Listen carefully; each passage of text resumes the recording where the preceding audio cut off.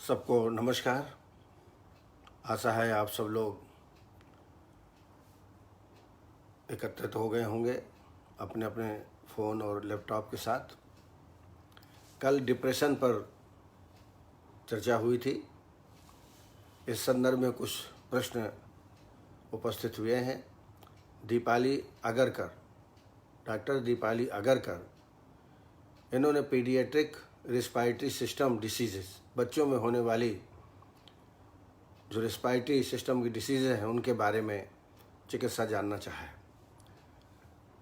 तो ज़्यादातर मैंने देखा है कि बच्चों में एलर्जिक रेनाइटिस या एलर्जिक ब्रोंकियल अस्थमा बहुत जल्दी हो जाता है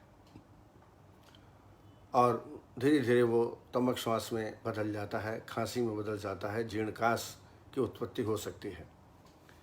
ऐसी अवस्था में बच्चों को एक तो बाल चतुर्भद्र सिरप आता है, बाल चतुर्भद्र सिरप, ये बड़ा उपयोगी है बच्चों के लिए। इम्यून सिस्टम को भी डेवलप करता है, साथ साथ में श्वास काश में भी आराम पहुंचाता है। इसका सेवन कराएं।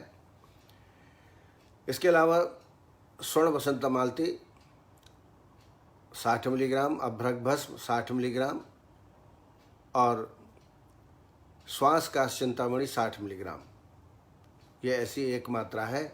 इसको ब्राह्मी अवलेह के साथ दिन में 2-3 बार दें। इससे पेशेंट निश्चित रूप से तत्काल आराम को प्राप्त होता है। इसके अलावा इम्यून सिस्टम डेवलप करने के लिए एक्स्ट्रा इम्यून, सिरप ओजस, ऐसी जो व्याधि क्षमता बढ़ाने वाली चीज़ें हैं वो बच्चों को देना चाहिए। साथ ही नस्य का भी प्रयोग करें। प्रत्येक नासा में 1-1 बूंद या 2-2 बूंद अणुतेल डालें। इससे कोई बच्चों को कोई परेशानी भी नहीं होगी और पेशेंट को लाभ भी प्राप्त होगा। डॉक्टर सोनम घाने, उन्होंने विटिलिगो की ट्रीटमेंट के बारे में पूछा है। कल ही इसके बारे में काफ़ी मैंने चर्चा की थी। विटिलिगो जो सफ़ेद दाग हो जाते हैं शरीर में, जैसे ल्यूकोडर्मा भी कहा जाता है, इसके लिए मैंने बताया था कि जो सामान्य चिकित्सा कुष्ठ की है, संशोधन से संबंधित, वो पूरी चिकित्सा श्वेत कुष्ठ में भी करना है। अर्थात संशोधन, वमन, विरेचन, वस्ति, नस्य, इसका डिटेल मैं बता चुका हूँ। ये कराइए और इसके पश्चात फिर विशेष चिकित्सा श्वेत कुष्ठ की बताई गई है, वो करना है। उसके लिए बताया है कि मलपूरस कटगुलर, करीब 20 ग्राम कटगुलर लेके गुड़ मिला के इसको प्रतिदिन सेवन कराना है विरेचन के लिए। लेकिन जहाँ तक मैंने देखा है, कटगुलर स्तंभक होता है, रेचन वो नहीं कराता है। इसलिए उसकी जगह निशोथ चूर्ण 20 ग्राम और 20 ग्राम गुड़ प्रतिदिन 3 दिन तक देना है, प्रातःकाल खाली पेट में। इससे हल्का 2-3 बार मोशन रोज हो जाते हैं। उसके पश्चात एक विशेष काढ़ा है जो मैंने कई बार बताया है आपको। उसमें आप कटगुलर, निशोथ, विजयसार, प्रियंगु और बड़ी सौंफ, ये 5 चीज़ें हैं। इनको योग कट करके इसका काढ़ा 4 चम्मच दवाई, 4 कप पानी, 1 कप बचे तब तक पकाइए। ऐसा 1 कप सुबह शाम को खाली पेट में लगातार 1 माह तक इस काढ़े का सेवन कराएं। और अनुभूतिजन जो मैं लेप बताता हूँ वो वाकुची 100 ग्राम, 200 ग्राम मूली बीज चूर्ण, इसका बारीक चूर्ण करके तैयार करके रख लें और लगाने के पहले गोमूत्र या गोमूत्र अर्क में मिला करके और इसका लेप तैयार करें और आवश्यकता अनुसार लेप का 24 घंटे में 1 बार करें। लेप कराने के बाद संभव हो तो धूप में बैठाएं। ये एक बिल्कुल मेरी व्यक्तिगत अनुभव है चिकित्सा का। अगर 1 साल के अंदर का श्वेत कुष्ठ है, विटिलिगो है, तो निश्चित रूप से आराम प्राप्त होता है। चरक ने कहा है, अरक तुलो में तन्वियत पांडु नाति चिरोतम मध्यावकाशो सोचुनु तत्सूत्रम साध्यम मुचते। जहाँ पर श्वेत दाग हो, वहाँ के रोम रक्त वर्ण के न हुए हो, 1 साल के अंदर का हो, तो ये निश्चित रूप से साध्य है। और मंडल बहुत बड़े बड़े हों, एक दूसरे से मिले हुए हों, 1 वर्ष का से ज़्यादा हो गया हो, वो श्वेत कुष्ठ असाध्य है। इसलिए प्रत्याख्य करके चिकित्सा रोगी की करना चाहिए। उसके अलावा आरोग्यवर्धनी पंचनिम्न भट्टी महामंजिष्ठादि क्वाथ जो आप देते हैं, गंधक रसायन, अमृता सत्व, गिलेय सत्व, ये आप देते रहें पेशेंट को। लेकिन ये जो ट्रीटमेंट मैंने बताया विशेष, वो आप ज़रूर करें। विश्वेश्वरी श्रीवास्तव, इन्होंने फैटी लीवर ट्रीटमेंट पूछा। फैटी लीवर, आजकल फैटी लीवर की बहुत शिकायत होती है, हालांकि उसमें कोई खास सिम्टम्स नहीं होते हैं। जब आप सोनोग्राफी कराएंगे तो फैटी लीवर आता है, लेकिन भविष्य में यदि इसका ट्रीटमेंट न किया जाए तो भविष्य में निश्चित रूप से अनेक प्रकार के यकृत विकार हो सकते हैं। इसमें सर्वप्रथम विरेचन कराएं पेशेंट का। विरेचन करा के बाद फिर 9वें दिन से, विरेचन के 9वें दिन से आप वस्ती क्रम इसमें देवें। इसमें शोथहर वस्ती देना है, जिसमें तृणपंचमूल क्वाथ और तृणपंचमूल क्वाथ और साथ साथ में वरुणादि क्वाथ, ये दोनों को 50-50 ग्राम लेके यवकुट कर लें। 300 ml काढ़ा बना लें और त्रिफलाघृत 50 ml, शहद 50 ml, यवक्षार 10 ग्राम मिला करके विधिवत वस्ती दें। आवश्यकता पड़ने पर अनुवासन के रूप में 10 मूल तेल या मूर्छित तेल 30 ml भोजन के बाद, दोनों टाइम भोजन के बाद देना है। जबकि निरूह वस्ती हमेशा खाली पेट में दी जाती है, ये आप ध्यान रखें। इसके अलावा आरोग्यवर्धनी फलत्रिकारी क्वाथ और भूमि आमलकी क्वाथ, ये बहुत ही उपयोगी है। भूमि आमलकी क्वाथ 4 चम्मच, फलत्रिकाथ 4 चम्मच, दोनों को भोजन के बाद दोनों टाइम सेवन कराएं। इसके अलावा कुमारियासो और कुमारियासो 4 चम्मच पानी भोजन के बाद। रोहित का रिष्ट, ये भी 4 चम्मच पानी भोजन के बाद, दोनों को मिला के लें, ज़्यादा अच्छा रहेगा। और लीवर से संबंधित टैबलेट लिप52 DS, एमलीक्योर DS, इसका भी लगातार सेवन कराएं। लेकिन विरेचन और लेखन वस्ती, शोथहर वस्ती, ये जरूर पेशेंट में दें। और सामान्यतः क्रिया योगो निदानम परिवर्जनम, फैटी चीज़ें, कार्बोहाइड्रेट वाली चीज़ें, फास्ट फूड, जंक फूड, ज़्यादा तली मली चीज़ें, बेसन, मैदा, ये सब रोगी को बंद कराना चाहिए। डॉक्टर बिंदु गुप्ता ने ज्वर रोग की चिकित्सा के बारे में जानना चाहा। ज्वर रोग बहुत विस्तृत सब्जेक्ट है और इसके लिए मैंने लगभग 8 दिन तक ज्वर चिकित्सा पर लेक्चर पूर्व में मैं दे चुका हूँ।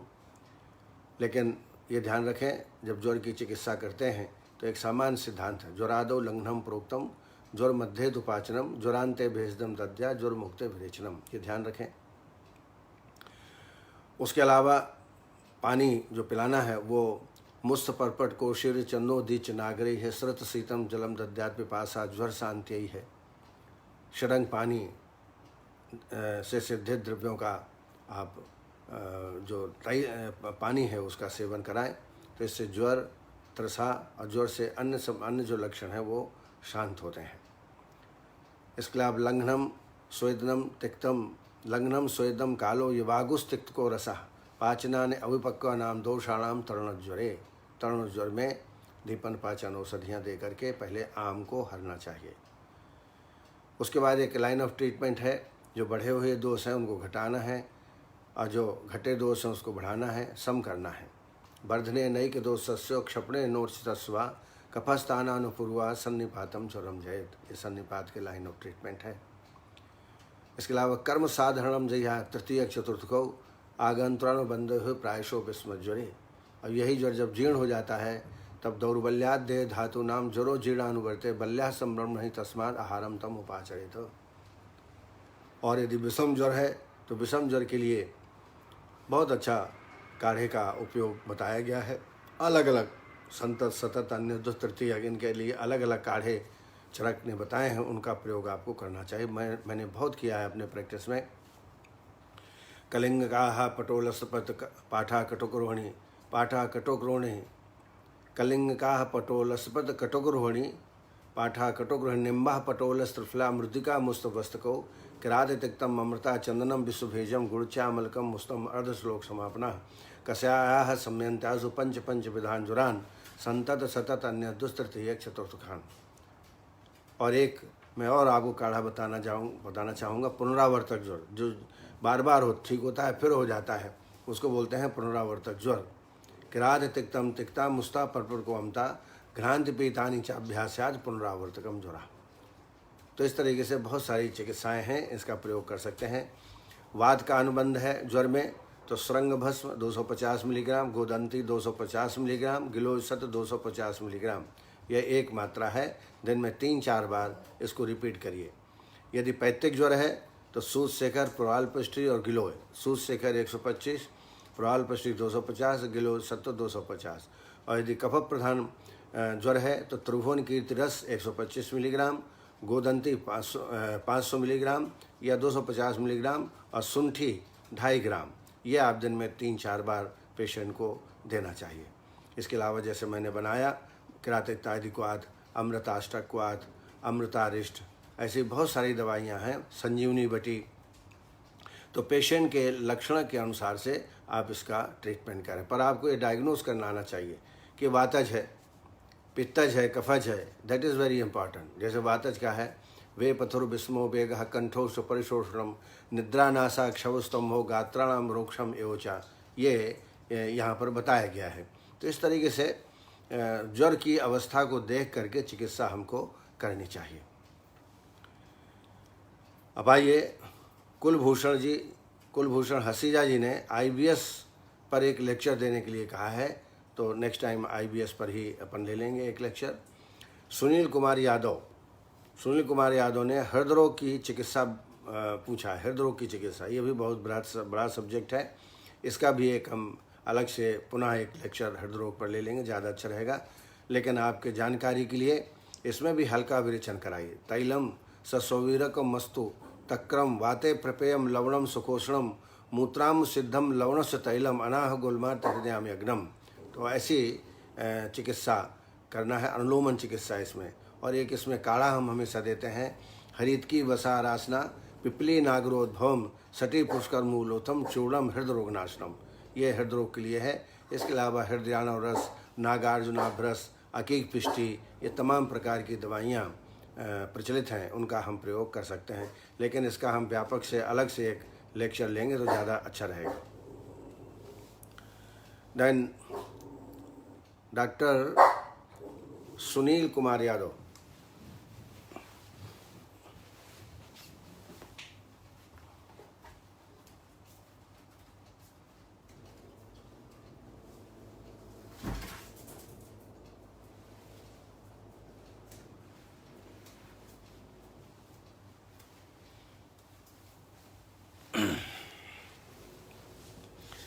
डॉगी परेशान कर रहा था। चलिए, डॉक्टर सुनील कुमार यादव, उन्होंने हृदय रोग की चिकित्सा के बारे में पूछा, मैंने कुछ आपको जानकारी दी। डॉक्टर भारत ठोक, उन्होंने वातरक्त की चिकित्सा के बारे में पूछा। वातरक्त भी बहुत ही बड़ा सब्जेक्ट है, जिसको हम ये ऐसी व्याधि है जिसको हम गाउट से तुलना करते हैं और हाथ पैरों में बहुत तकलीफ होती है। लाइन ऑफ ट्रीटमेंट समझ लीजिए।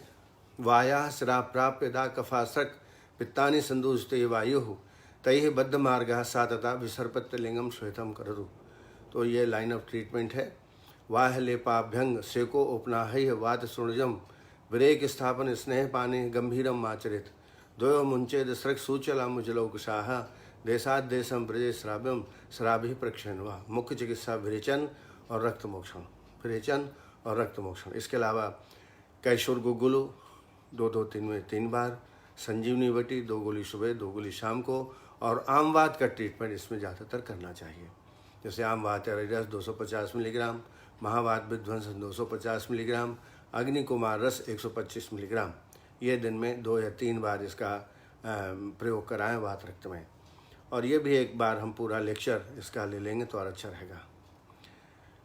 गैसेस एक कॉमन प्रॉब्लम है। तो सबसे पहले तो खान पान में आपको सुधार करना चाहिए, थोड़ा पैदल घूमना चाहिए, थोड़ा एक्सरसाइज करना चाहिए, और साथ में जो कफ वर्धक हैं, स्रोतोवरोधजन, जैसे चावल कम खाएं, बेसन मैदा ये बिल्कुल ना खाएं, और बाकी मोशन क्लियर होना चाहिए, इसका ध्यान रखें। तो प्रतिदिन आप 2.5 ग्राम के आसपास एरंड भ्रष्ट हरित की रात को सोते टाइम ले लें, और एक शिवाक्षार पाचन चूर्ण आता है 5 ग्राम भोजन के आधा घंटे बाद दोनों टाइम इसका सेवन कराएं। इसके अलावा अजमोदादि चूर्ण ये भी बड़ा उपयोगी है। हिंगोष्टक चूर्ण भोजन के साथ लें तो गैसेस में रिलीफ मिलेगी। डॉक्टर हेमलता GS जी ने जलकुंभी की भस्म बनाने का तरीका पूछा है। मैंने कई बार बताया है, ये हाइपो और हाइपर थायरॉयडिज्म दोनों में लाभ करता है। जलकुंभी तालाब में या नदी में जो स्थिर पानी रहता है वहाँ प्राप्त होती है। तो उसके पत्ते मोटे मोटे होते हैं, तोड़ लीजिए और उसको सुखा लीजिए। जब सूख जाए तो जला दीजिए। जलाने में राख हो जाएगा, वो भस्म बन जाएगा। तो इसको किसी शीशे में भर लीजिए, और चाहें तो कैप्सूलिंग कर सकते हैं 1000 mg की, और फिर 2 कैप्सूल दिन में 2 बार या 3 बार, जैसा पेशेंट हो उसके आधार पर आप दे सकते हैं। बहुत सिंपल है, इसको आप बना सकते हैं घर में। शिल्पा पालस्कर, डॉक्टर शिल्पा पालस्कर ने पूछा है, कॉमन प्रॉब्लम है कि जहाँ बिंदी लगाते हैं या कुमकुम लगाते हैं तो कई लोगों को एलर्जी हो जाती है, कई लोगों को तो वहाँ स्फोट होना पैदा हो जाता है। तो निश्चित रूप से वो एलर्जिक है। तो इसका तो यही है कि एक तो व्याधि क्षमता तो बढ़ाने वाली चीज़ें दीजिए। हरिद्रा खंड है 5 ग्राम दिन में 2 बार, आरोग्य वर्धनी 2 गोली सुबह शाम, और अल्टीप्लेक्स लोशन वहाँ पर लगाइए तो ठीक हो जाएगा। लेकिन यदि फिर पुनः हो जाता है तो फिर आपको बिंदी बदल देना चाहिए या कुमकुम बदलना चाहिए, क्योंकि एलर्जी का जब तक कारण आप हटाएंगे नहीं तब तक वो होती रहेगी। माधव मिश्रा जी ने अपान वायु की चिकित्सा के बारे में पूछा। तो उदानम योजेत ऊर्ध्वम अपानम चानुलोमेत समानम समेचेत त्रिधा व्यानम तु योजेत प्राणो रक्षस चतुर्भ्योपि स्थानी ही अस्ति स्त्रुध्वा स्वस्थानम गमेदम वृत्तानेतान विमार्गान। तो अनुलोमन चिकित्सा, अपान वायु की अनुलोमन चिकित्सा। तो आभ्यंतर स्नेहपान कराने के पश्चात विरेचन करा दें, अपान वायु का गति नॉर्मल हो जाएगी। या आप विरेचन नहीं कराते हैं तो त्रिफला घृत 10 ग्राम भोजन के आधा घंटे पहले गर्म करके कुनकुना और अनुपान उष्ण जल के साथ दोनों टाइम इसका सेवन कराएं, और रात्रि में एरंड भ्रष्ट हरित की लेते जाएं। तो इससे गैस नहीं बनेगी। मोशन क्लियर, गैस कब बनती है? जब मल एकत्रित हो जाता है, मल निकलता रहेगा तो गैस नहीं बनेगी। तो ऐसा पेशेंट के साथ आप जैसा वो करना चाहे, यदि हिंगोष्टक चूर्ण लेना चाहे तो वो ले ले। आजकल तो मेथी दाना रात को भिगो दीजिए, प्रातःकाल उस पानी और मेथी को ले लीजिए, इससे भी गैस की शिकायत दूर होती है। डॉक्टर राज अग्रवाल, उनका एक पेशेंट है 24 साल का है, और दोनों हिप जॉइंट में एवीएन हो गया है। ये बहुत गंभीर व्याधि है और इसकी चिकित्सा बहुत ध्यान से करना चाहिए। इसमें आप एक वस्ती लगाइए, वस्ती में आप द्रव्य नोट कर लें जो आपको लगाना है। उसमें मधुयष्टि, शतावरी, नागकेशर, धाय पुष्प, ये प्रत्येक 30-30 ग्राम लेके 300 ml काढ़ा बना लीजिए, और इसमें शतावरी घृत 50 ml और शहद 50 ml डाल करके ये बस्ती दीजिए प्रतिदिन। इसमें अनुवासन की आवश्यकता नहीं कम पड़ती है, लेकिन अगर आवश्यक हो तो आप फिर इसमें 10 मूल तेल की अनुवासन बस्ती इसमें दे सकते हैं। तो कम से कम 16 बस्ती का कोर्स आप ज़रूर दें। इसके अलावा इसमें शतावरी घृत भी 10 ग्राम दिन में 2 बार देवें। सष्टिक शाली श्वेत, ये भी आप कम से कम 15 से 20 दिन सष्टिक शाली श्वेत करें।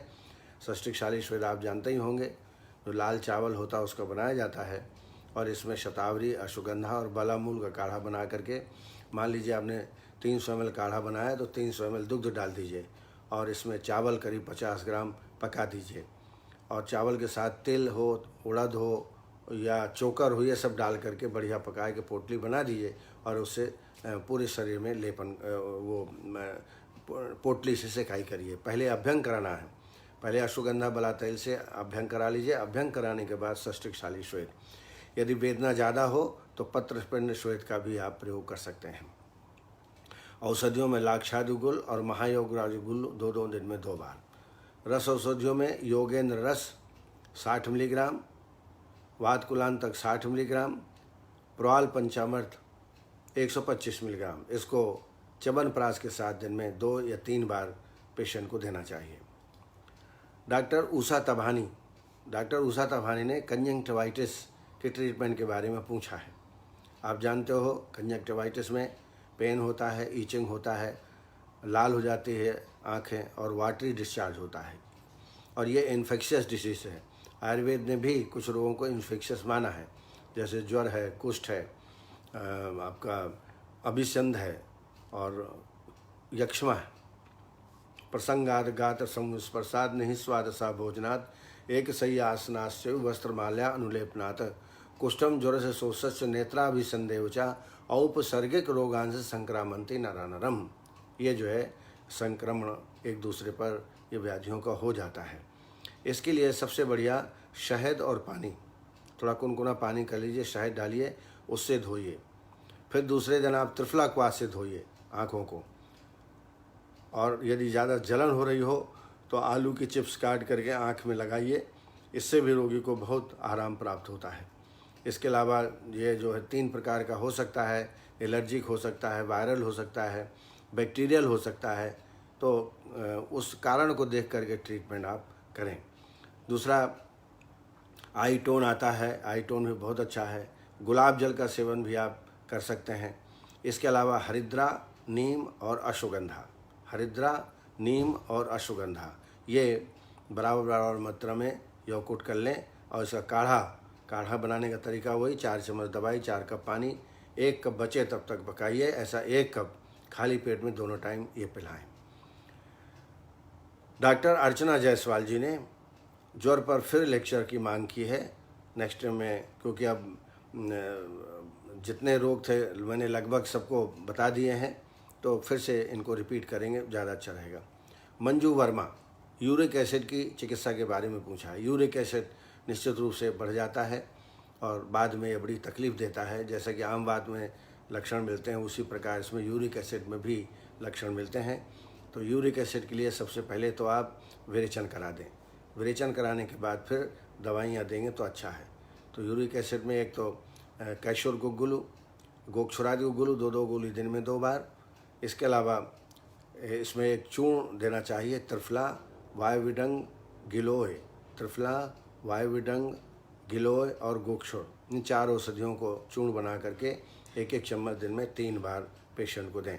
और साथ साथ में इसमें माधु तैलिक बस्ती लगाएं। यूरिक एसिड में माधु तैलिक बस्ती, एरंडमूल आदि बस्ती, इनका प्रयोग, या पंचकोल क्षार बस्ती और भी इसमें लाभप्रद रहेगी। और दीपन पाचन औषधि, अग्नि को बढ़ाने वाली चिकित्सा और जो प्रोटीनस सब्सटेंस है वो रोगी को बंद करा दें। स्वर्ण प्राशन विधि विधान, ये मंजू वर्मा ही ने पूछा है, उन्हें कैसे बनाना चाहिए, तो मैंने विधि विधान बहुत डिटेल में बता चुका हूँ।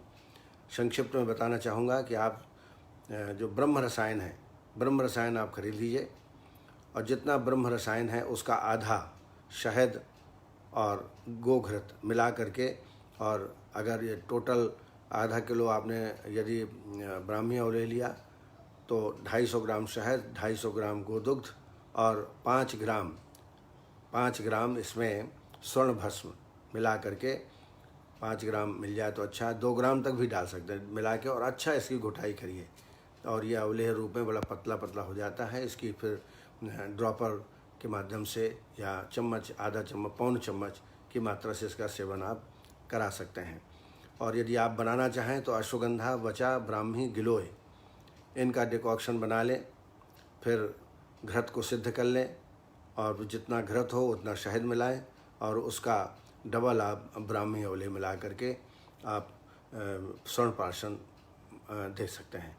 10 वर्ष तक के लिए बच्चों को स्वर्ण प्राशन देना चाहिए। जैसा कि आप जानते हैं काश्यप संहिता में इसका विस्तृत वर्णन उपलब्ध होता है। और आजकल तो स्वर्ण प्राशन महाराष्ट्र में तो हर जगह, हर कॉलेज में दिया जाता है। राजश्री घटके, इन्होंने कर्णाद की चिकित्सा पूछी है, जिसको टिनिटस बोलते हैं। विभिन्न प्रकार की आवाज़ें आने लगती हैं कर्ण में। इसके लिए एक तो हिंगवादी तैल या वचा तैल दिन में 2 बार 4-4 बूंद दोनों कान में डालें। दूसरा, इसमें शिरः तर्पण भी बड़ा उपयोगी चिकित्सा है। शिरोधारा, कर्णनाद में शिरोधारा का उपयोग अश्वगंधा बलादि तैल से करें। तो धारण कम से कम 50 मिनट तक शिरोधारा आपको करना है। इससे भी पेशेंट को लाभ प्राप्त होता है। इसके अलावा इसमें नस्य भी उपयोगी है। नस्य के लिए इंद्रिय वर्धक तैल या अणुतैल से नस्य आप कराएं। इसमें शोधन नस्य नहीं देना है। और टैबलेट में सारीवादी बटी और चंद्रप्रभा बटी 2-2 गोली दिन में 2 बार दें और लगातार दें। टैबलेट नियो चरक की है, 2 गोली सुबह, इसका भी सेवन कराएं। 2 गोली सुबह, 2 गोली शाम को। स्नेह, सोनल पाटिल ने स्नेह पाक और क्षीर पाक विधि पूछी है। तो स्नेह पाक जैसा कि आप जानते हैं 3 प्रकार का है, मृदु पाक, मध्य पाक और खर पाक। मृदु पाक, मध्य पाक और खर पाक। अब इसमें जो औषधि हम देते हैं पाचन कराने के लिए, उसको बारीक कल्क बना करके डाली जाती है। और जब तैल, मान लीजिए तैल 100 ml है, तो उसमें 400 ml पानी और 100 ग्राम के आसपास द्रव्य जिसका आप बनाना चाहते हैं। अब धीरे धीरे इसको पकाइए। जब औषधि कल्क पककर निर्यास अर्थात गोंद के समान हो जाए और जलीयांश पूर्णतः नष्ट हो जाए, तब इसको मृदुपाक कहते हैं। ध्यान रहे, जब औषधि कल्क पककर निर्यास यानी गोंद जैसी लगने लगे, तब समझिए मृदुपाक हो गया और जलीयांश पूर्णतः नष्ट होना चाहिए। चरक ने ऐसा स्नेह नस्य के लिए उपयोगी बताया है। सुश्रुत ने पान और अभ्यंग दोनों में इसका प्रयोग बताया है। मध्यपाक, औषधि कल्क पककर हलवा के समान, इसको संयाव बोलते हैं संस्कृत में, हलवा जैसा गाढ़ा हो जाए और जलीयांश पूर्णतः नष्ट हो जाए, तो समझ लीजिए मध्यपाक हो गया। चरक के अनुसार से वस्ती और पानार्थ प्रयोग कर सकते हैं। सुश्रुत ने नस्य के लिए कहा है। खरपाक, औषधि कल्क की जब वर्ती बनने लगे और टुकड़े टुकड़े होकर गिरने लगे और स्नेह जलने की गंध आए, जैसे कोई तेल जल रहा है वैसे गंध आने लगे, तो समझ लीजिए खरपाक हो गया है। चरक ने इसके लिए अभ्यंग के लिए कहा है कि अभ्यंग करना चाहिए खरपाक से, लेकिन सुश्रुत ने कर्ण पूरण और वस्ती के लिए भी खरपाक का निर्देश किया है। तो इस तरीके से ये पाक, स्नेह पाक का मैंने आपको बताया। क्षीर पाक के लिए मान लीजिए पंचतिक्त घृत, आपको पंचतिक्त सिद्ध क्षीर बनाना है, तो आप पंचतिक्त का काढ़ा तैयार कर लीजिए लगभग 400 ml और 1/4 आप ये ले लीजिए गोघृत। तो मान लीजिए 100 ग्राम 100 ml गोघृत है तो 400 ml काढ़ा पंचतिक्त का। अब इसको धीरे धीरे पकाइए। जब 100 ml क्षीर बच जाए तो इसी को बोलते हैं क्षीर सिद्ध पाक। तो द्रव्य जितना हो उसका काढ़ा बना लें पहले, और काढ़ा इतना बताएं कि तैल का या दुग्ध का 4 गुना होना चाहिए। तो मान लीजिए 100 ml दुग्ध है तो आपको 400 ml काढ़ा बनाना पड़ेगा पंचतिक्त का, और फिर धीरे धीरे आप उसको पकाते जाइए। जब क्षीर सिद्ध रह जाए तो ये इसको बोलेंगे क्षीर पाक। अब आइए, हमारे जो चिकित्सक नित्य प्रति सुनते रहते हैं, ज्ञान प्राप्त करते रहते हैं, क्वेश्चन भी करते हैं, ऐसे हमारे डॉक्टर सुनील रातुरी जी, सुकुमार जोशी जी, सविता पाटिल, नीतू कुमारी, निर्मल सिंह, देवेंद्र सिंह चौधरी, आर्य इंडिया, मंजू वर्मा, आदित्य त्रिपाठी, अर्चना जायसवाल, मुकम्बिका के, वंदना पाठक, दैन जोशी जी, सविता पटेल जी, सविता पाटिल, नीतू कुमारी, हिमांशु ओम, रंजीत कुमार, धनंजय कुमार श्रीवास्तव, बिंदु गुप्ता, विकास चौधरी, दीपाली अगरकर, राज अग्रवाल, संजय के एन गंगवार, माधव मिश्रा, गौरव शाह, अतुल कुमार, कविता शर्मा, भावना सिन्हा, सत्येंद्र कुमार तिवारी जी, सविता पटेल, संध्या पांडे, शीतल गुंजनवार, रेखा वर्मा, उषा तभानी, पंकज शुक्ला, विश्वजीत झा, सुभाष शर्मा, रामकृष्ण शाह जो कि शिकागो से हैं, अर्चना जी, रीना शर्मा कौशिक। तो ये सब विद्वान चिकित्सक नित्य प्रतिदिन सुनते रहते हैं। आप सबको बहुत ही सादर स्नेह। आज जैसा कि आपको ज्ञात है, विसर्प पर चर्चा करेंगे। विसर्प चर्चा करेंगे। इरिसिपेलस जिसको बोलते हैं, बहुत ही गंभीर व्याधि है, होती तत्काल है। अभी आपको कुछ नहीं है और तत्काल हो जाए और बड़ी तीव्रता से फैलता है, बहुत ही वेदना युक्त होता है और जल्दी ट्रीटमेंट यदि न किया जाए तो ये इंटरनल पार्ट में भी नर्वस सिस्टम को भी ये व्यथित कर सकता है। यह त्वचा रोग है। त्वचा में सहसा उत्पन्न होकर के ऊर्ध्व अधः एवं त्रियक गति से फैलने के कारण इसे विसर्प कहते हैं। यह लाल वर्ण का शोथयुक्त मंडल होते हैं। दाह व स्राव के साथ साथ उत्पन्न होता है। विसर्प रोग बाहरी त्वचा तक ही सीमित नहीं रहता, अपितु यह श्लेष्म कला, हृदयावरण, फुफ्फुसावरण और मस्तिष्क आदि रक्तादि धातुओं में भी प्रविष्ट हो जाता है। इसलिए इसकी शीघ्रता से ही चिकित्सा करना चाहिए। इसे इरिसिपेलस कहा जा सकता है और इसका जो बैक्टीरिया है उसका नाम है स्ट्रेप्टोकाकस इरिसिपेलेटिस। इसके कारण ये रोग उत्पन्न होता है।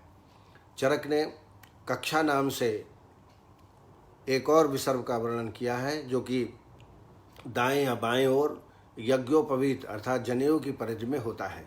इसे अनेक गति वाला तथा सभी जगह शीघ्र प्रसारित होने वाला होता है। विविधम सर्पति तो विसर्पस्तेन सा स्मृता परिसर्पणों अथवा नाना सर्वतः परिसर्पणात्। तो ये विसर्पण बहुत जल्दी करता है और इसमें निदान के रूप में देखें तो लवण, अम्ल, उष्ण पदार्थों का अत्यधिक सेवन करना, दधि, शुक्त, सुरा, विकृत मदिरा सेवन, विदाही अन्न का सेवन, तिल, उड़द, कुल्थी का अत्यधिक मात्रा में सेवन, विरुद्ध आहार विहार, अति भोजन करना, अध्यसन, छर्दी को रोक लेना, चाकू आदि से कट जाना, उच्च स्थान से गिरना, बंधन से, अधिक आतप से, विषैली वायु के संपर्क से, अग्निदग्ध से ये लक्षण प्राप्त हो सकते हैं, विसर्प के लक्षण मिल सकते हैं। 7 दूष्य हैं। रक्त लसिका, त्वक मास दोषम, दूषस्त्रयो मलाहा, विसर्पणाम समृतो विज्ञा सप्त धातवः। रक्त, लसिका, त्वक, मांस, वात, पित्त, कफ ऐसे सप्त धातुओं से दूषित होता है। कुष्ठ में भी 7 धातुएं होती हैं, लेकिन अंतर यह होता है कुष्ठ में एक साथ 7 धातुओं का दूषित होना आवश्यक है, तभी कुष्ठ होता है। वातादयस्त्रयः दुष्टा त्वक रक्त मांसामुचा दूष्यन्ति सकुष्ठानाम सप्तको द्रव्य संग्रह अतः कुष्ठानि जायन्ते सप्तचैक दशविचा न चैक दोषम किंचित कुष्ठम समुपलभ्यते। लेकिन विसर्प में एक साथ दूषित 4 सातों का होना आवश्यक नहीं है। रक्त, लसिका, त्वक, मांस, दूषम, दोषस्त्रयो मलाहा, विसर्पणाम समतो विज्ञा सब धातवा। और कुष्ठ बहुत देर से होता है, उसकी पैथोलॉजी बड़ी लंबी होती है, धीरे धीरे होता है, जबकि विसर्प अचानक हो सकता है। अभी कुछ नहीं है, कुछ क्षण बाद आपको विसर्प हो सकता है। और विसर्प में वेदना ज़्यादा होती है, दाह ज़्यादा होता है, जबकि कुष्ठ में वेदना या दाह होना आवश्यक नहीं है। किसी के कुष्ठ में होता भी है, तो ये परस्पर दोनों को डिफ्रेंशिएट भी हमको कर लेना चाहिए। आइए संप्राप्ति देखते हैं। तो निदानों का सेवन, और जैसे बताया मैंने तीनों दोष के प्रकोप से यह रोग होता है। निदान के सेवन से त्रिदोष प्रकोप, रक्त लसिका त्वच मांस को शिथिल कर दूषित करता है। उसके बाद फिर सर्वांग विसर्पण करता है, अस्थिर होता है और आत्मलिंग युक्त होता है, उन्नत होता है, शोक की उत्पत्ति हो जाती है। और इसमें जैसे जल जाते हैं, जलने से फफोड़े होते हैं, वैसा ही स्फोट इसमें पैदा हो जाते हैं। ये 7 प्रकार का है लक्षण अनुसार। तो वातज यदि विसर्प है, क्योंकि आपको डायग्नोस करना पड़ेगा कि वातज है कि पित्तज है, उसके हिसाब से ट्रीटमेंट आपको देना है। अगर वातज विसर्प है तो इसमें स्फुरण होगा, सुई चुभने जैसी वेदना होगी और श्याव अरुण वर्ण का होगा। जो स्फोट होगा वो श्याव अरुण वर्ण का होगा, तो इसे समझ लीजिए कि वातज है। पित्तज में शीघ्र फैलने वाला, तीव्र दाहयुक्त पाक होगा, स्फोट होगा और पित्त जनित लक्षण, मूर्छा आदि जो पिपासा आदि लक्षण है वो होंगे। कफज विकार में धीरे धीरे फैलता है, देर से पकता है और वर्ण जो है स्निग्ध श्वेत वर्ण की पीड़िकाएँ होती हैं। वात पैत्तिक, जिसको हम अग्नि विसर्प कहते हैं, ये सबसे खतरनाक होता है, बहुत तकलीफ देता है। शरीर में जलते हुए अंगार झुलसने जैसी दाह की उत्पत्ति होती है और बहुत ही तकलीफ रोगी में प्राप्त होती है और पित्त के लक्षण भी साथ में प्राप्त होते हैं। वात कफज विसर्प को ग्रंथि विसर्प कहते हैं। इसमें जो ग्रंथियाँ होती हैं वो लंबी, छोटी, गोल, लाल वर्ण की पीड़िकाएँ होती हैं, बहुत ही पीड़ायुक्त ये पीड़िकाएँ होती हैं। अभिघातज में विष, शस्त्र आदि आगंतुक कारणों से ये उत्पन्न होता है। कुल्थी के दाने के समान फफोले इसमें उत्पन्न होते हैं अभिघातज में। साध्यासाधता में देख लें तो वातज, पित्तज, कफज विसर्प साध्य है। अग्नि और कदर्म विषय उपद्रव न हो तो साध्य है, और क्षतज जो विसर्प है वो असाध्य की श्रेणी में है। उपद्रव में ज्वर, अतिसार, छर्दी, त्वचा का फटना, क्लांति, अरुचि और अविपाक जैसे लक्षण रोगी में प्राप्त होते हैं। अब आइए इनकी चिकित्सा के बारे में थोड़ा समझ लें। तो निश्चित रूप से सबसे पहले आपको इसमें वमन कराना है, और वमन कराने के लिए जो वमन कल्प लेंगे तो उसमें पटोल पत्र, निम्ब, पिपली, इंद्रयो, इनको 20-20 ग्राम लेकर 100 ml काढ़ा बना लीजिए, और इसमें मदन फल, पिपली 15 ग्राम, 12 से 15 ग्राम यौकुट करके भिगो के एक दिन पहले, वमन के एक दिन पहले रख दीजिए। प्रातःकाल इसको मसलिए, छानिए, और इसका प्रयोग आप मदन फल कल्प के रूप में प्रयोग कर सकते हैं। आभ्यंतर स्नेहपान आप पंचतिक्त घृत या महातिक्त घृत से आभ्यंतर स्नेहपान करें। उसके बाद फिर विरेचन करा दें। विरेचन के बाद फिर औषधियों का सेवन करना है। और इसमें और महत्वपूर्ण चिकित्सा है रक्त मोक्षण जलौका से या सिराभेद से, दोनों से आप इसमें करा सकते हैं। जलौ का उच्चारण ज़्यादा श्रेष्ठ है, ज़्यादा कठिनाई नहीं होती है और बड़े आराम से लग जाती है। औषधियों में त्रिफलाक्वाथ, निशोथ, त्रिफलाक्वाथ आप जो है 30 ml, इसमें निशोथ 10 ग्राम डाल करके और रोज़ाना प्रातःकाल खाली पेट में सेवन कराएं। इसके हल्का विरेचन भी होगा और पित्त निकल जाने से रोगी को आराम मिलेगा। इसके अलावा इसमें रसमाणिक 60 मिलीग्राम, गंधक रसायन 250 मिलीग्राम और गिलोय सत्व 250 मिलीग्राम। रसमाणिक 60 मिलीग्राम, गंधक रसायन 250 मिलीग्राम, गिलोय सत्व 250 मिलीग्राम, ऐसे दिन में 2 या 3 मात्राएं शहद के साथ सेवन कराएं। दूसरा योग है गंधक रसायन या शुद्ध गंधक ले लीजिए 250 मिलीग्राम, चंद्रकला रस 125 मिलीग्राम और गिलोय 250 मिलीग्राम। ये दिन में 2 या 3 बार शहद के साथ चटाएं। इसके अलावा कैशोर गुग्गुलू, आरोग्यवर्धनी और संसमनी बटी, इनका बारी बारी से प्रयोग करें। और लेप लगाने के लिए दशांग लेप आप करीब 4 चम्मच ले लें, करीब 20 ग्राम, और इसमें 2 चम्मच पंचतिक्त घृत या शुद्ध गोघृत डाल करके, दूध डाल करके फिर इसका लेप तैयार करें और इस लेप को दिन में 1 बार लगाएं। बहुत शीघ्रता से ये लाभ प्रदान करता है। इसके अलावा एक काढ़ा है जो कि बहुत अनुभूत काढ़ा है, आप नोट कर सकते हैं। इसमें मुस्तक, निम्ब, पटोल पत्र, अमलतास, मुस्तक, निम्ब, पटोल पत्र और अमलतास बराबर मात्रा में लेके यौकुट करके काढ़ा तैयार कर लें और 4 चम्मच दवाई, 4 कप पानी, 1 कप शेष रहे तब तक पकाएं। खाली पेट में दोनों टाइम इसका प्रयोग करें।